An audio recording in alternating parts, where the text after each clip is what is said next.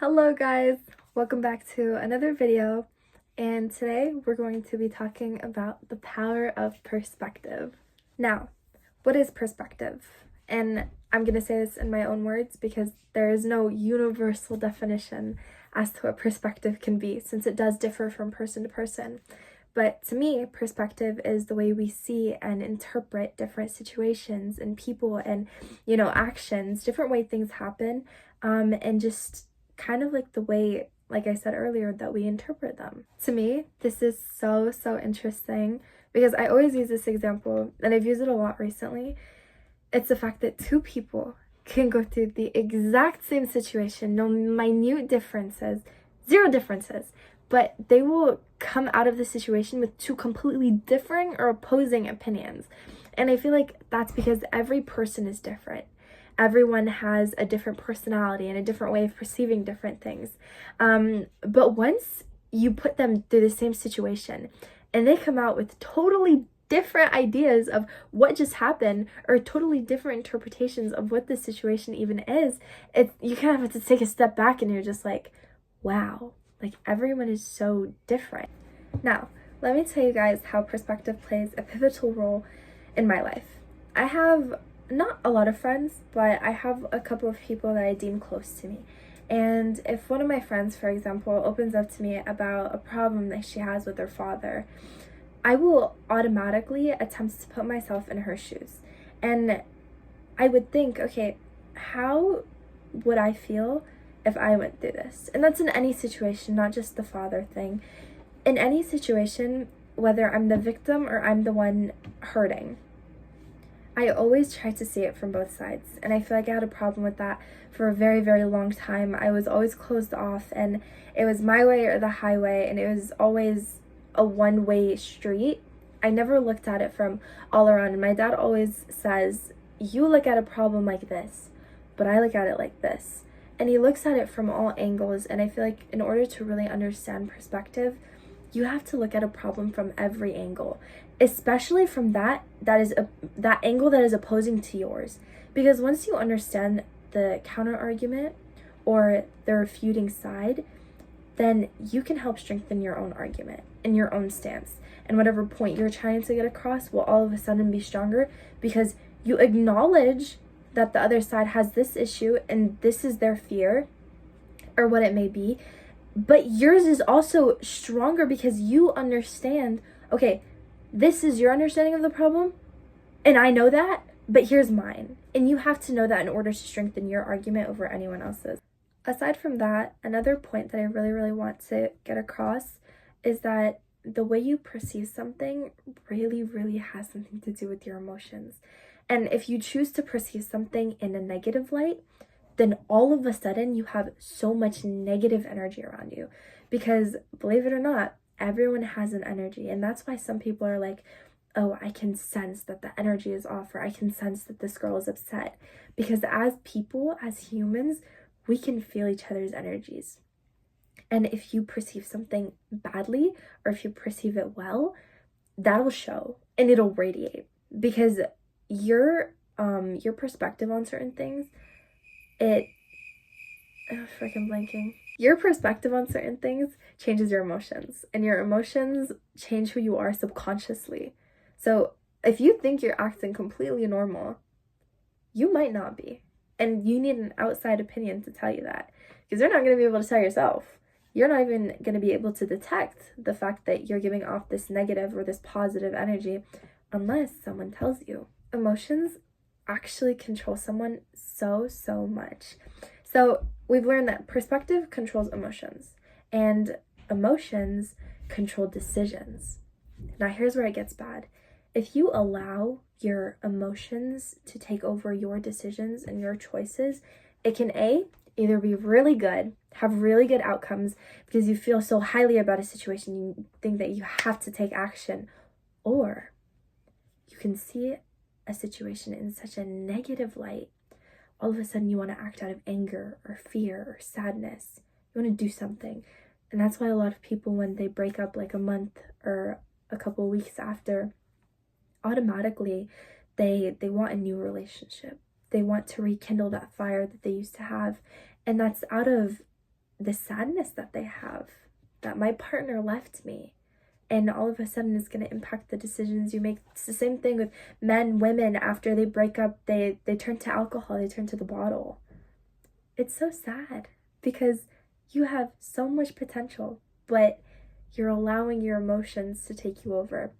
Now, I'm not saying that a breakup is something to perceive positively, but also I think that when you break up with someone, it's best to focus on you and not on how to get that fire back, how to reignite whatever is going on between you. I think the best thing is to accept and to heal from it. Because without acceptance, there is no such thing as healing. I just want to mention another quick example. I just thought of this, but going to the gym. Now, I know a lot of people struggle with consistency. And that's fine. Because, to be honest, I struggle with consistency sometimes too. But a lot of people's inconsistency comes from not seeing results. Results are not going to be huge in the first 1, 2, 3 months. You're not going to see any change. You're not. And it might be those, minute, those very minuscule details that, change about you. Oh, I've lived a healthy lifestyle, nothing changed. I'm just going to stop because, what's the point? But that's what separates bodybuilders and very healthy people from those who are unhealthy. It's that they choose to commit despite not wanting to, despite seeing no changes, no nothing. Despite all of that, they choose to keep going. Again, how they perceive it. They perceive it as, it's not changing, I gotta keep going. Because change is gonna happen eventually. I have to make it happen. Versus those people that stop going to the gym because they don't see any differences. They're like, oh, my body's just going to stay the same. And all of a sudden, 10 weeks later, they've gained like 15 extra pounds. Because they perceived it in a negative light. I didn't lose any weight. I didn't get abs. I didn't get muscles. Okay, you know what? You're losing in the end. It's not anyone else who's going to take that loss. It's you. And I find it so sad that people just tend to give up after something gets bad, because I was reading my book called Mastery by Robert Greene. I love Robert Greene. He's a great author, by the way. I was reading in my book that what separates a master from your mediocre whatever, in, for example, a job field, what separates a master at his job from an okay person at his job? The answer to that is the fact that the master kept going despite failure multiple times. Multiple times. He kept going. And oftentimes we see masters in the highest of positions, CEOs, bosses, managers, people that are up top, because they stayed consistent. And it's all about how you perceive what you want to do. If you're so passionate about something and you think that you want to create change, you go do it.